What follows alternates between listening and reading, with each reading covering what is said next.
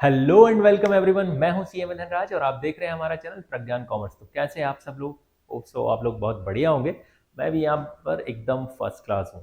तो इस one shot video में हम लेकर आए हैं financial statement without adjustment. With and without adjustment सारे कॉन्सेप्ट यहीं से शुरू होते हैं, बट ये चैप्टर बेस्ड होगा विदाउट एडजस्टमेंट, यानी इसमें कोई एडजस्टमेंट नहीं होने वाले। सिंपली हम यहाँ पर डिस्कस करेंगे trading profit and loss account, P&L account and balance sheet. तो चलिए शुरू करते हैं। तो सबसे पहले मैं बात करूंगा कि मीनिंग फाइनेंशियल स्टेटमेंट क्या होता है। Financial statement and of the year, and of the quarter या हाफ ईयर में भी बनाया जा सकता है, बट मोस्टली हम यहाँ पर जो फाइनेंशियल स्टेटमेंट देख रहे हैं वो है सोल प्रोप्राइटर के। तो सोल प्रोप्राइटर साल भर में एक बार अपना फाइनेंशियल रिजल्ट जानना चाहता है कि उसने जो पैसा लगाया था उससे उसने क्या कमाया, यानी उसकी इफिशियंसी कैसी है, और जो उसने पैसा लगाया था उसकी पोजीशन क्या है, यानी जो उसने फंड्स लगाए थे, जो कैपिटल एम्प्लॉय की थी, उसकी पोजीशन क्या है। तो दो चीजें जानने के लिए वो अपने फाइनेंशियल स्टेटमेंट प्रिपेयर करता है स्पेशली। तो जो उसने पैसा लगाया उससे क्या कमाया ये चेक करने के लिए वो बनाएगा trading profit and loss account, और जो पैसा उसने लगाया था उसकी पोजीशन जानने के लिए कि मैंने जो लगाया था वो कम हुआ या बढ़ गया, उसको जानने के लिए वो बनाएगा बैलेंस शीट। तो यहाँ पर दो चीजें यहाँ पर हम यहाँ पर साथ में बनाएंगे, trading profit and loss and balance sheet. तो फाइनेंशियल स्टेटमेंट का यहाँ पर मीनिंग दे रखा है कि financial statement are the statement prepared at the end of the accounting period to determine the financial performance. पहली चीज यहाँ पर क्या डिसाइड कैलकुलेट करने के लिए, फाइनेंशियल परफॉर्मेंस, जो उसने पैसा लगाया था उससे क्या अर्न किया, दैट इज प्रॉफिट अर्न और loss incurred during the accounting period, and also financial position of the business as on the date. A complete set of position को चेक करने के लिए वो क्या बनाएगा, बैलेंस शीट। जो पैसा उसने लगाया था उसकी क्या हालत है। तो यहां पर हम दो चीजें यहां पर प्रिपेयर करने वाले। वो दो चीजें कौन सी होंगी? सबसे पहला trading and profit and loss account, and दूसरा बैलेंस शीट। ये दो चीजें हम यहां पर देखेंगे, लेकिन हम इसे तीन पार्ट में देखेंगे। ट्रेडिंग अकाउंट को सेपरेटली डिस्कस करेंगे, P&L को सेपरेटली डिस्कस करेंगे, एंड फाइनली बैलेंस शीट हम लोग यहां पर देखने वाले हैं। इससे पहले हम कुछ थ्योरी को ले लेते हैं कि ऑब्जेक्टिव और नीड और इंपॉर्टेंस ऑफ फाइनेंशियल स्टेटमेंट, क्यों क्यों फाइनेंशियल स्टेटमेंट्स बनाए जा रहे हैं। तो सबसे पहला है डिटरमाइन द ग्रॉस प्रॉफिट या लॉस। ठीक है, ग्रॉस प्रॉफिट या ग्रॉस लॉस कैलकुलेट करने के लिए ट्रेडिंग अकाउंट बनाया जाएगा। डिटरमाइन द नेट प्रॉफिट और नेट लॉस। ग्रॉस प्रॉफिट और नेट प्रॉफिट में क्या फर्क होता है कि जो हमारा नॉर्मली अगर एक प्रोडक्ट को मैं सेल करता हूं तो पर प्रोडक्ट पे मुझे कितना बचता है वो ग्रॉस प्रॉफिट होता है, बट ओवरऑल उसको अर्न करने में मेरे बहुत सारे और भी खर्चे होते हैं, उन सब चीजों के सारे खर्चों को माइनस करने के बाद जो बचता है वो नेट प्रॉफिट होता है। इसको हम डिटेल में डिस्कस करेंगे। इसके अलावा comparison with the previous years profit, भाई लास्ट ईयर कितना प्रॉफिट अर्न किया था, इस साल कितना प्रॉफिट अर्न किया, अगर बेहतर कर रहे हो तो कंटिन्यू करो, अदरवाइज बंद करो। Detail of expenses and income, इसके बारे में पता चल जाता है। असर्टेनिंग द फाइनेंशियल पोजीशन, यानी बैलेंस शीट कितनी एसेट्स हैं कितनी लायबिलिटीज हैं ये पता चल जाएगा। And determine the solvency position. Solvency का अपोजिट होता है इंसॉल्वेंसी, यानी कि अगर आपकी एसेट्स कम है, सफिशिएंट है फॉर पेइंग डेट और पेइंग लायबिलिटीज की नहीं है, ये सारी चीजें भी हमको पता चल जाएंगी। यूजर्स, नॉर्मली जो यूजर्स मैंने आपको नॉर्मली अकाउंटिंग यूजर्स के बारे में बात की थी, वो सारे के सारे यूजर्स यहाँ पर भी एज इट इज होंगे, लाइक ऑनर, इंटरनल और एक्सटर्नल यूजर। लेकिन सबसे पहले फाइनेंशियल स्टेटमेंट में जो यूजर होते हैं वो ऑनर्स होते हैं, मैनेजमेंट यानी कि बोर्ड ऑफ डायरेक्टर्स भी इसमें आ सकते हैं। ऑनर्स के अलावा एम्प्लॉइज एंड ट्रेड यूनियंस।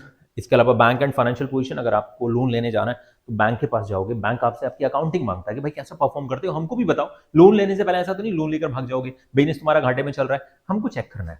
तो ये सारी चीजें। क्रेडिटर्स, जब उधार मांगोगे किसी से तो एक क्रेडिटर जानना चाहेगा, सप्लायर जानना चाहेगा कि आपकी पोजीशन कैसी है, आपका प्रॉफिट अर्निंग कैपेसिटी कैसी है, वगैरह वगैरह। इसके अलावा गवर्नमेंट एंड इट्स अथॉरिटीज, जो इनकम टैक्स डिपार्टमेंट वगैरह है, वो भी हमारी अकाउंटिंग को चेक कर सकते हैं for calculating the tax etcetera. ठीक है, तो इन सब चीज, ये these are the users of our financial position या फाइनेंशियल स्टेटमेंट्स। अब सबसे पहले यहां पर मैं स्टार्ट करने वाला हूं ट्रेडिंग अकाउंट। जी हाँ, तो ट्रेडिंग अकाउंट बनाने के लिए आपको ट्रायल बैलेंस क्वेश्चन में दिया रहेगा। जितने भी गुड्स से रिलेटेड अकाउंट होते हैं वो सारे के सारे गुड्स रिलेटेड अकाउंट्स आपको ट्रेडिंग अकाउंट में पोस्ट करने होंगे। गुड्स रिलेटेड अकाउंट कौन कौन से होते हैं अगर आपको पता नहीं है तो फिर भी मैं आपको दोबारा से बता देता हूं। मैं ऑलरेडी अपने वन शॉट वीडियो में बता चुका हूं जब जनरल एंट्री के बारे में मैंने वीडियो बनाया था। तो गुड्स से रिलेटेड कौन कौन से अकाउंट्स होते हैं भाई? गुड्स को 5 कैटेगरी में तो बेसिकली हम रखते हैं। फर्स्ट होता है इसमें हमारा परचेज। जब आप गुड्स को खरीदते हो तो आप उसको परचेज अकाउंट के नाम से लिखते हो। जब आप गुड्स को खरीद के कुछ वापस कर देते हो तो इसको परचेज रिटर्न्स, या फिर इसको क्या कहा जाता है, रिटर्न्स आउटवर्ड भी कहते हैं। ठीक है, रिटर्न्स आउटवर्ड। आप जब गुड्स को सेल करते हो तो उसे सेल्स कहा जाता है। सेल करके अगर कस्टमर आपका गुड्स वापस कर दे तो उसे सेल्स रिटर्न या फिर रिटर्न आउटवर्ड्स भी कहा जाता है। और भाई जो लास्ट में स्टॉक गुड्स बच जाता है उसको हम क्या कहते हैं, स्टॉक कहते हैं। ठीक है, उसे हम स्टॉक कहते हैं। स्टॉक दो टाइप के हो सकते हैं, ओपनिंग और क्लोजिंग। ठीक है, ओपनिंग एंड क्लोजिंग दो टाइप के स्टॉक हो सकते हैं। ओपनिंग स्टॉक जो है जो साल की शुरुआत में रहता है हमारे पास, यानी लास्ट ईयर का क्लोजिंग इस साल का ओपनिंग होगा और इस साल का क्लोजिंग अगले साल का ओपनिंग होता है। तो इतने सारे गुड्स के अकाउंट्स होते हैं, इन सारे गुड्स के अकाउंट्स को हम ट्रेडिंग अकाउंट में मेंशन करने वाले हैं।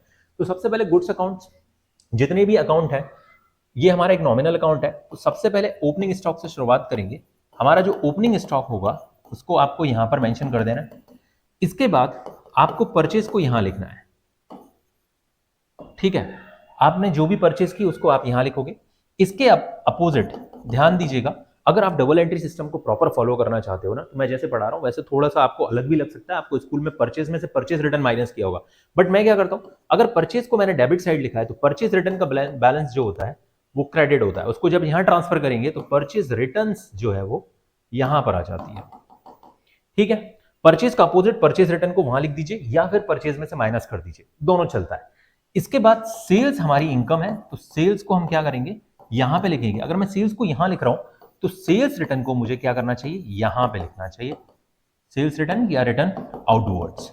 ठीक है, इतना अगर आपने कर लिया, या फिर सेल्स में से सेल्स रिटर्न को माइनस करके लिख दीजिए, वो भी चलेगा। आपके देख सकते हैं यहां पर जो मैंने थोड़ी देर पहले आपको 5 अकाउंट्स बताए थे वो सारे के सारे 1 2 3 4 एंड 5।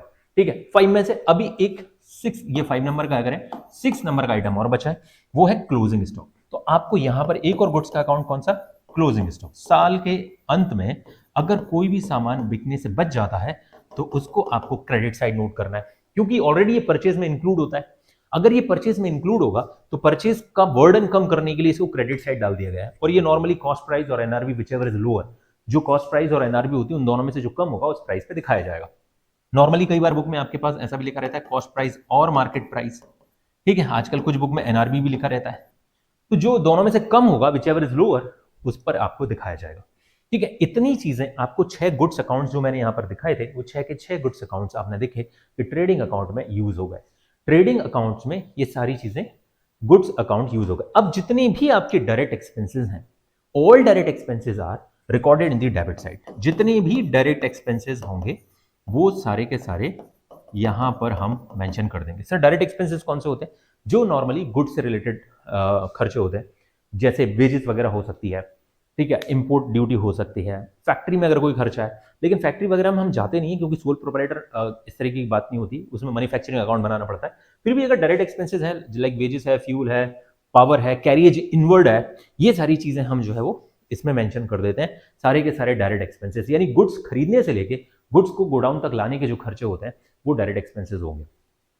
अब हमने वो डायरेक्ट एक्सपेंसेस लेके, अगर मेरा ये क्रेडिट साइड एक्सेस हो रहा है, सपोज ये साइड जो है वो एक्सेस हो रहा है, इधर का टोटल आ रहा है सपोज करो 10 लाख और इधर का टोटल आ रहा है 8 लाख, तो 2 लाख रुपए से हमारा जो निकलेगा उसको क्या बोलेंगे, ग्रॉस प्रॉफिट। यहां पर जो आएगा वो होगा आपका gross profit if credit side excess. तो ये आपका क्या आ गया, ग्रॉस प्रॉफिट। लेकिन सपोज करो अगर आपका डेबिट साइड ज्यादा हो रहा है तो इसको हम क्या बोलेंगे, ग्रॉस लॉस।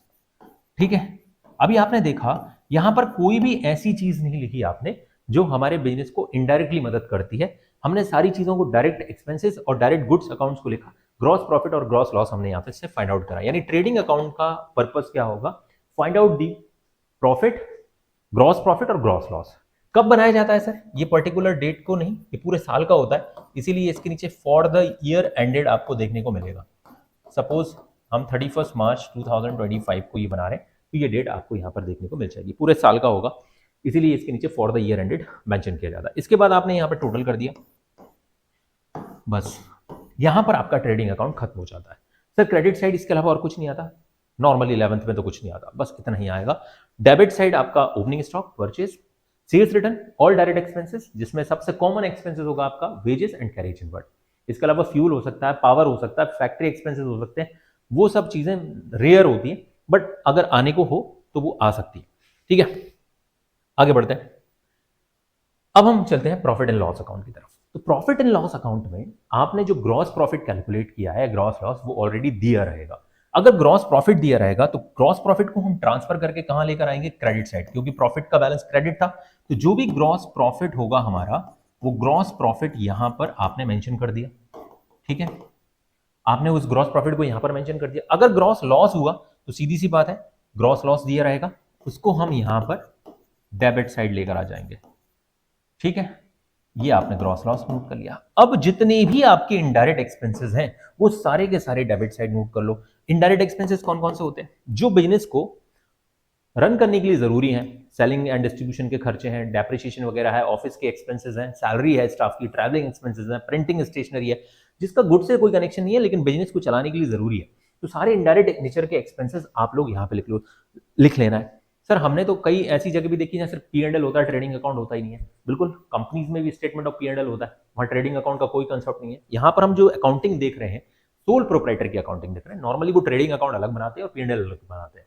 तो जितने भी इनडायरेक्ट एक्सपेंसेस हैं वो सारे के सारे इनडायरेक्ट एक्सपेंसेस को आपको यहाँ पे नोट करना है। एग्जाम्पल के तौर पे जैसे मैंने बोला, सैलरी हो सकती है, ट्रैवलिंग एक्सपेंसेस हो सकते हैं, इसके अलावा आपका प्रिंटिंग एंड स्टेशनरी हो सकता है।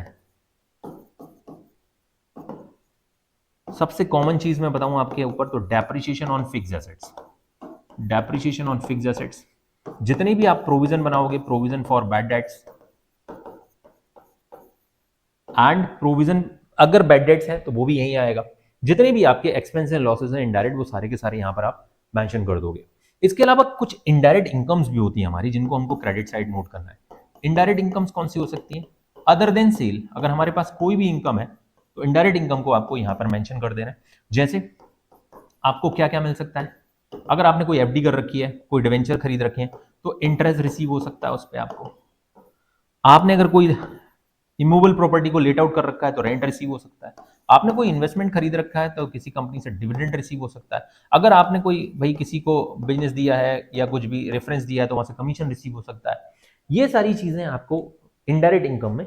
इसके अलावा डिस्काउंट रिसीव भी हो सकता है।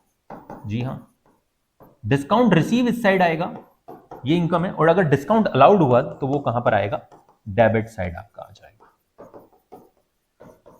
ठीक है, इतनी सारी चीजों को आप normally credit side incomes, all indirect incomes को क्रेडिट साइड मेंशन करोगे और इनडायरेक्ट एक्सपेंसेस को डेबिट साइड मेंशन कर दोगे। इसके बाद अगर आपका क्रेडिट एक्सेस हुआ, अगर इस साइड का टोटल ज्यादा आ रहा है, इधर का टोटल कम पड़ रहा है, तो ये होगा आपका नेट प्रॉफिट।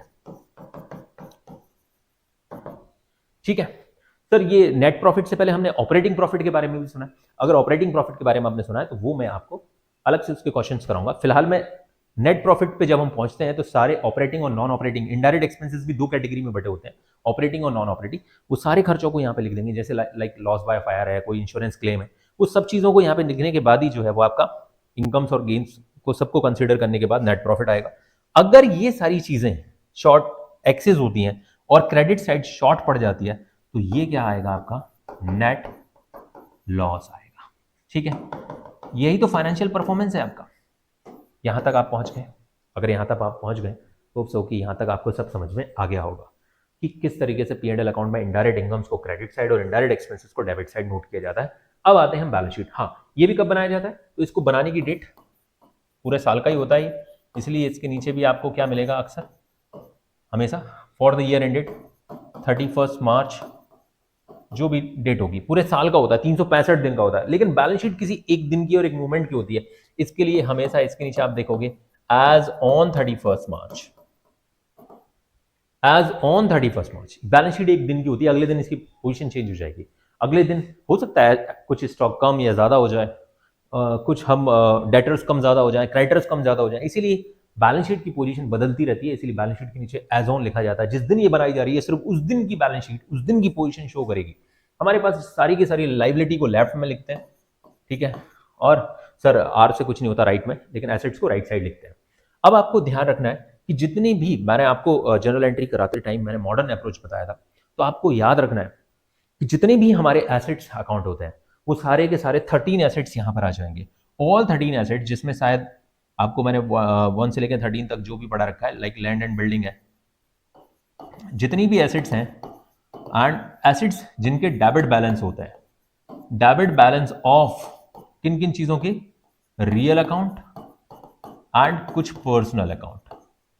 ठीक है, इनके जो है वो सारे के सारे एसेट्स होते हैं। रियल अकाउंट, सारे के सारे रियल अकाउंट, ठीक है, चाहे वो टेंजिबल हो या इंटेंजिबल हो, चाहे वो गुडविल हो, लैंड हो, सारी की सारी चीज़ों को हम यहाँ पर लिख देंगे। हमने जितनी भी एसेट्स पढ़ रखी हैं, जितने भी पर्सनल अकाउंट पढ़ रखे हैं, लाइक डेटर्स हैं, प्रीपेड एक्सपेंसेस हैं, वो सारी चीज़ों को हम यहाँ पे लिख देंगे। ठीक है, एक्रूड इनकम है, और बाकी अदर चीज़ें तो है ही, लाइक इन्वेस्टमेंट है, ठीक है, बिल्स रिसीवेबल है, इसके अलावा आपका गुडविल के अलावा पेटेंट राइट, कॉपीराइट, ट्रेडमार्क कुछ भी है वो सब कुछ इधर आ जाएगा। ठीक है, फर्नीचर है, फिक्सचर्स है, प्लांट है, मशीनरीज है, वो सारी एसेट्स आपकी यहाँ पर आ जाएंगी। Cash at bank, cash in hand, वो सारी चीज़ें यहाँ पर आ जाएंगी। जितनी भी लाइबिलिटीज है उनको आपको क्या करना है, डेबिट साइड नोट कर लेना है। लाइबिलिटीज को डेबिट साइड नोट करना है। कौन कौन सी लाइबिलिटीज हो सकती है? सबसे पहले तो आपको याद रखना है कॉमन, कि कैपिटल में आपको प्रॉफिट को ऐड कर देना है, और अगर कुछ ड्राइंग दे रखी है क्वेश्चंस में तो इसको माइनस कर देना है, और अगर कोई एडिशनल कैपिटल है तो एडिशनल कैपिटल को प्लस कर लेना है। फिलहाल में होती नहीं है एडिशनल कैपिटल, इसके बाद जो भी फाइनल अमाउंट आएगा उसको यहाँ पर मेंशन कर देना है। कैपिटल में प्रॉफिट प्लस होता है क्योंकि प्रॉफिट की वजह से कैपिटल बढ़ती है प्रोपराइटर की, एंड ड्राइंग की वजह से कम होती है। एडिशनल कैपिटल होगी तो वो भी प्लस हो जाएगी। इसके बाद जितनी भी अदर लाइबिलिटीज हैं, लाइक आउटस्टैंडिंग एक्सपेंसेस होते हैं, एडवांस इनकम्स होती हैं, इसके अलावा अगर आपने कोई लोन वगैरह ले रखा है, लोन फ्रॉम बैंक, तो उसको भी हम यहां पर मेंशन कर देंगे। ये सारी चीजों को आपको यहां पर नोट कर लेना है। इसके बाद आप देखोगे कि बैलेंस शीट का टोटल, दोनों साइड का टोटल इक्वल आ जाएगा ऑटोमेटिकली। ठीक है, हाँ, एक चीज जो एसेट साइड छूट गई है जो कि इंपॉर्टेंट है, आपको अक्सर देखने को मिलेगा कि क्लोजिंग स्टॉक एडजस्टमेंट में दिया रहता है। क्लोजिंग स्टॉक हमारा एसेट होता है, उसको एट कॉस्ट प्राइस और एनआरवी विचएवर इज लोअर, जो दोनों में से कम होगा उसको यहां पर मेंशन करना है। अगर क्लोजिंग स्टॉक ट्रायल बैलेंस में दिया है, एक चीज याद रखना, अगर क्लोजिंग स्टॉक ट्रायल बैलेंस में दिया है तो सिर्फ और सिर्फ बैलेंस शीट में आएगा और कहीं नहीं आएगा। एक चीज और आपको मैं बहुत खास बता देता हूं कि ट्रायल बैलेंस में जितनी भी चीजें लिखी हैं वो किसी एक ही जगह पर आएंगी, या तो ट्रेडिंग पी&एल या बैलेंस शीट, दो जगह नहीं आएंगी। या तो ट्रेडिंग पी&एल या balance sheet. Real, nominal, personal में से जितने भी नॉमिनल अकाउंट्स होते हैं, चाहे वो गुड्स से रिलेटेड अकाउंट हो या फिर वो हमारे एक्सपेंसेस, इनकम और गेन से रिलेटेड अकाउंट हो, सिर्फ एक ही जगह आएंगे। सारे गुड्स अकाउंट ट्रेडिंग अकाउंट में, और गुड्स के अलावा जो भी डायरेक्ट एक्सपेंसेस हैं वो ट्रेडिंग में, इनडायरेक्ट एक्सपेंसेस और इनकम जो है वो पी&एल में। इसके अलावा बचता ही क्या है, real account and personal account. Real account and personal account यहां पर आ जाते हैं। Real and personal of debit balance सारे के सारे कहां आ गए, एसेट साइड। एंड जितने भी क्रेडिट बैलेंस हैं, जिन चीजों के credit balance of personal account, सारे के सारे क्या होते हैं, हमारी लाइबिलिटी होती है। आप कैलकुलेट यहां पर चेक करके देख सकते हैं। कैपिटल में प्रॉफिट ऐड हुआ, लाइबिलिटी वो कैपिटल को बढ़ा देता है, ड्राइंग माइनस कैप जो कि प्रोपराइटर को रिप्रेजेंट करती है, एडिशनल कैपिटल प्रोपराइटर को रिप्रेजेंट करती है। Outstanding expenses, advance income, loan from bank, these are the personal account. इसके अलावा क्रेडिटर ऑल्सो, अगर कुछ क्रेडिटर भी आ गया हमारे पास तो क्रेडिटर्स को भी हम यहीं पे लिखेंगे। जितने भी पर्सनल अकाउंट है जिनके क्रेडिट बैलेंस है वो सारे लाइबिलिटी होते हैं। नॉमिनल अकाउंट ट्रेडिंग पी&एल में चले जाते हैं, बचता ही गया रियल और पर्सनल। रियल अकाउंट कभी भी उधर सोचना ही मत की जाएगा, वो सिर्फ एसेट्स ही हो सकता है। ठीक है, बस इतना सा आपने कर लिया तो ये आपका विदाउट एडजस्टमेंट 4 मार्क्स का क्वेश्चन रेडी हो गया है, जो आएगा ही आएगा एग्जाम में, आपको करना है। इवन विद एडजस्टमेंट में भी इतना तो आपको बेसिक चीजें तो आपको याद रखनी है। अब यहां पर एक हम क्वेश्चन देख लेते हैं। Ascertain the gross profit from the following information. Opening stock, simply हमको यहाँ पे ट्रेडिंग पी&एल अकाउंट बनाना है। तो सबसे पहले तो यहाँ पर हम सिर्फ ट्रेडिंग अकाउंट बना रहे हैं। ये हमने एक छोटा सा ट्रेडिंग अकाउंट बना लिया है। ठीक है, ये आपने एक फॉर्मेट आपको ड्रॉ कर लेना है। पर्टिकुलर डेट को बनाया जाता है, इसलिए इसमें कोई भी डेट का कॉलम नहीं होता है, जैसा कि मैंने आपको पहले ही बता दिया है। ट्रेडिंग अकाउंट कब बनाया जाता है normally, for the year ended 31 मार्च 2025। फिलहाल में कोई डेट नहीं दी है, डोंट वरी। ठीक है, यहाँ पर क्या आएगा, पर्टिकुलर अमाउंट, पर्टिकुलर अमाउंट। ठीक है, अब जितने भी आपको मैंने अभी थोड़ी देर पहले आपको सारी चीजें बताई, अब आपको वन बाय वन सारे गुड्स रिलेटेड अकाउंट यहाँ पर मेंशन कर देने। सबसे पहले आपके पास है ओपनिंग स्टॉक। ओपनिंग स्टॉक आपके पास 2 लाख रुपीज का है। ओपनिंग स्टॉक के बाद कैरेज ऑन सेल है। कैरेज ऑन सेल आपको कंफ्यूज करने के लिए दिया है। Carriage on sale indirect nature का खर्चा होता है, नहीं आएगा। कैरेज ऑन परचेज आता है। क्लोजिंग स्टॉक दे रखा है 1,80,000। क्लोजिंग स्टॉक को मैं यहाँ पर क्रेडिट साइड मेंशन कर देता हूँ, 1,80,000। ऑफिस रेंट नहीं आएगा। परचेज दे रखा है, परचेज कितना दे रखा है, 8,50,000। ऑफिस रेंट क्यों नहीं आएगा सर, अगेन वो इनडायरेक्ट नेचर का खर्चा है। सेल्स कितना दे रखा है? सेल्स दे रखा है 14,07,000। ठीक है, कैरेज ऑन परचेज दे रखा है, इस कैरेज को हम लिख लेंगे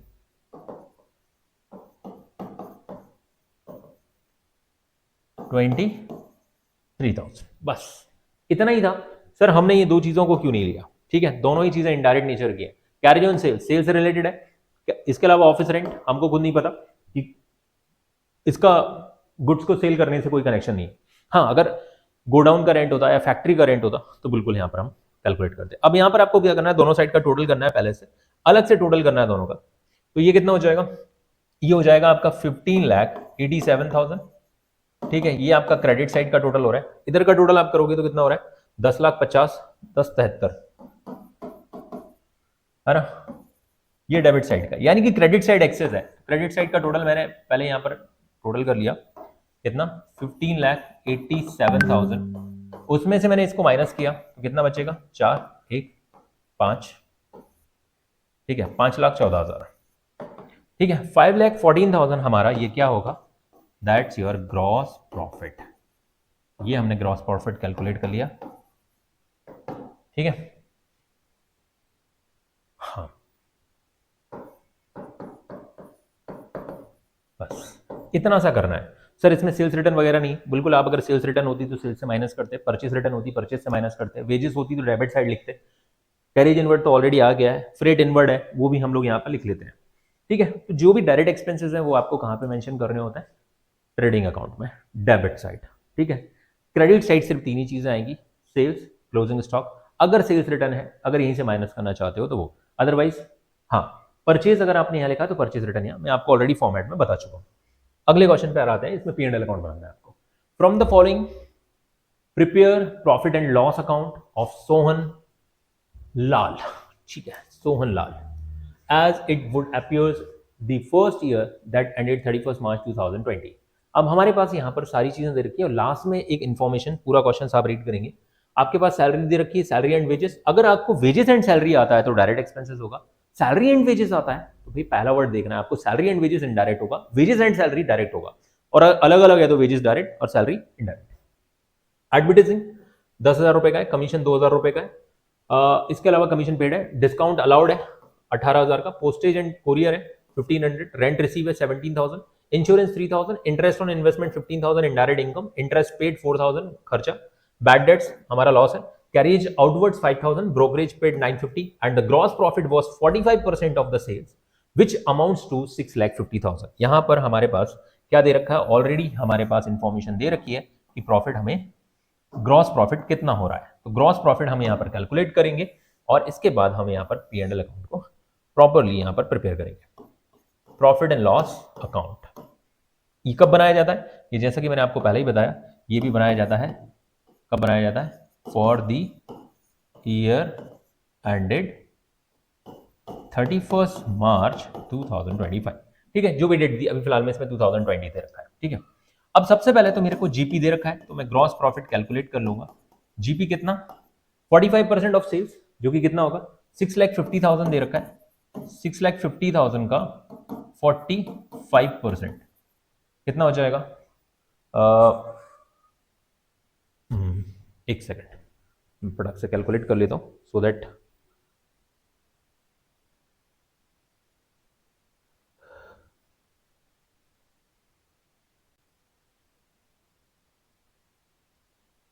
$6,50,000 इंटू 0.05 0.45 292,500 292,500। ठीक है, अब इसके बाद सारी चीजों को यहां पर मेंशन करना है। सबसे पहले आया आपका salary and wages. Salary and wages कितना था? 30,000। ठीक है, इसके बाद एडवर्टीजमेंट है, एडवर्टीजमेंट आपका 10,000 रुपीज हो गया। कमीशन पेड है, कमीशन पेड, अगर कमीशन रिसीव होगा तो इनडायरेक्ट इनकम होती है। डिस्काउंट अलाउड है, ये भी हमारा लॉस है। डिस्काउंट अलाउड कितना है? 18,000 है। ठीक है, पोस्टेज एंड कोरियर है, पोस्टेज एंड कोरियर कितना है? 1,500 है। ठीक है। रेंट रिसीव, ये हमारी इनडायरेक्ट इनकम हो जाएगी। रेंट रिसीव हुआ है, इनडायरेक्ट इनकम 17,000। इंश्योरेंस हमारे पास हमारा खर्चा होता है, हर बिजनेस का खर्चा होता है। ठीक है, इंश्योरेंस कितना है भाई? 3,000 रुपीज है। इंटरेस्ट ऑन इन्वेस्टमेंट, ये हमारी इनकम है। इन्वेस्टमेंट कर रखा था, इन्वेस्टमेंट पे हमको इंटरेस्ट मिल गया, कितना? 15,000। साथ में ही आपके पास इंटरेस्ट पेड दे रखा है 4,000। तो इंटरेस्ट पेड करोगे भाई, ये तो खर्चा हो गया आपका। ठीक है, इंटरेस्ट कोई सोचे कि डायरेक्ट नेचर का खर्चा, बिल्कुल नहीं भाई। बगैर लोन लिए भी तो बिजनेस किया जा सकता है, बिल्कुल किया जा सकता है। जरूर ना, थोड़ी सब लोग उधार लेके बिजनेस शुरू करते हैं। Bad debts 9,000। कैरिएज आउटवर्ड है, आएगा, बिल्कुल आएगा। कैरिएज आउटवर्ड, अगर इनवर्ड होता तो नहीं आता यहां पर। इनवर्ड हमारा डायरेक्ट नेचर का खर्चा होता है। कैरिएज आउटवर्ड है हमारा 5,000। इसके अलावा ब्रोकरेज पेड है, आपने ब्रोकरेज पेड किया, कितना ब्रोकरेज पेड किया? 950 रुपीज का पे किया। ग्रॉस प्रॉफिट की कहानी हम ऑलरेडी सॉल्व कर चुके हैं। ठीक है, अब फटाफट इसमें 32,000 ऐड कर दो। ठीक है, प्लस मैंने 32,000 ऐड कर दिया, वो 292,500 में, तो 324,500 आ गया। 324,500। इसमें से क्या करना है आपको? इन सारी चीज़ों को माइनस कर देना है। कितना हो गया? 40, 42, 42, 50, 60, 61, 500, 64, 500, 68, 500, यहाँ तक का हो गया 68, 500 माइनस 68, 500। और ये कितना हो जाएगा? 9 और 5 14, 14,950, 14,950। 14,950 माइनस करने के बाद मेरा जो नेट प्रॉफिट आ रहा है वो कितना आ रहा है गाइज? वो आ रहा है 2,41,050 रुपीज का। ठीक है,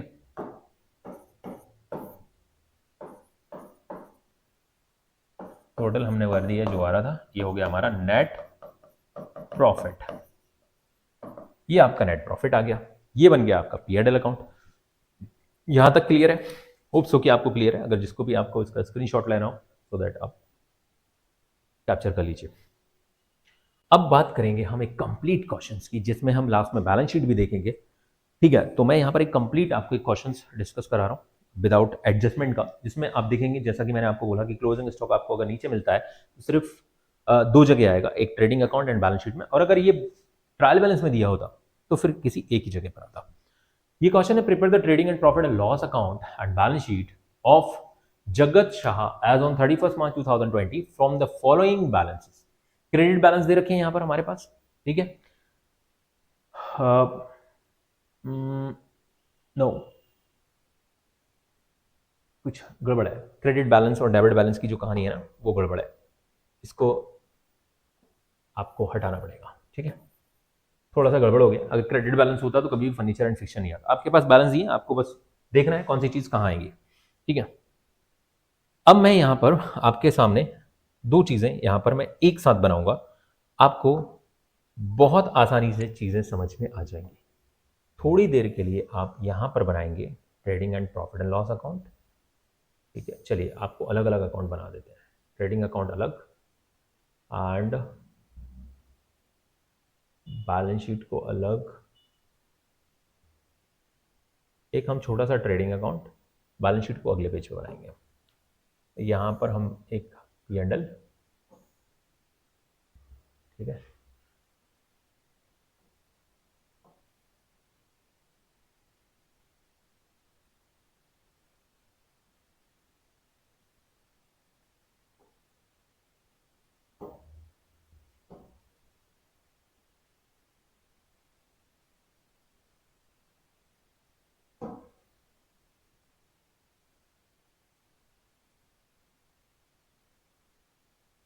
ठीक है, एक हो गया आपका ट्रेडिंग अकाउंट।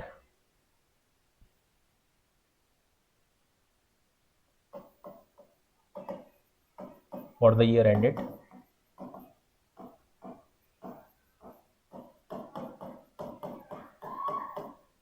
ये हो गया आपका P&L, profit and loss account.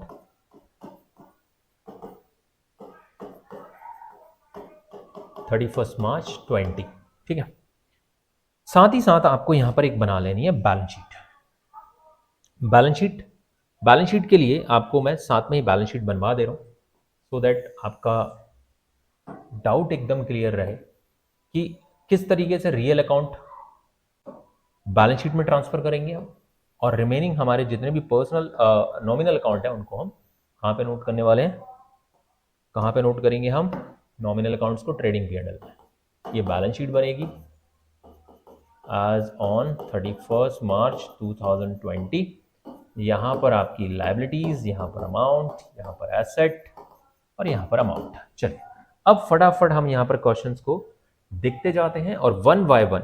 सबसे पहले तो आपको एक मैं एडजस्टमेंट का ट्रीटमेंट बता देता हूँ कि क्लोजिंग स्टॉक जो नीचे दे रखा है इसके दो ट्रीटमेंट होंगे, एक ट्रेडिंग अकाउंट में आएगा 143 और दूसरा बैलेंस शीट में आएगा। तो सबसे पहले तो ट्रेडिंग अकाउंट में इसको यहाँ पर मेंशन कर दो क्लोजिंग स्टॉक 1,43,000।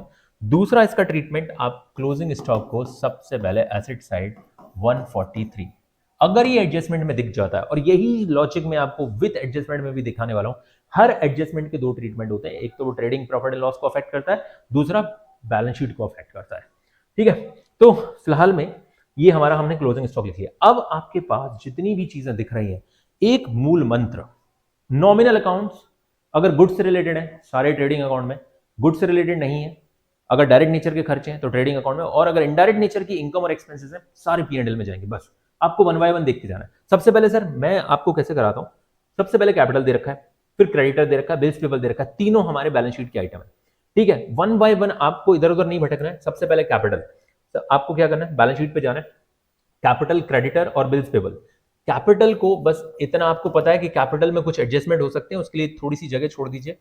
ठीक है, आपको ना एक तरफ से क्वेश्चंस करने की आदत हो जाएगी, आपको इंफॉर्मेशन को उठाना है और पुट करते जाना है।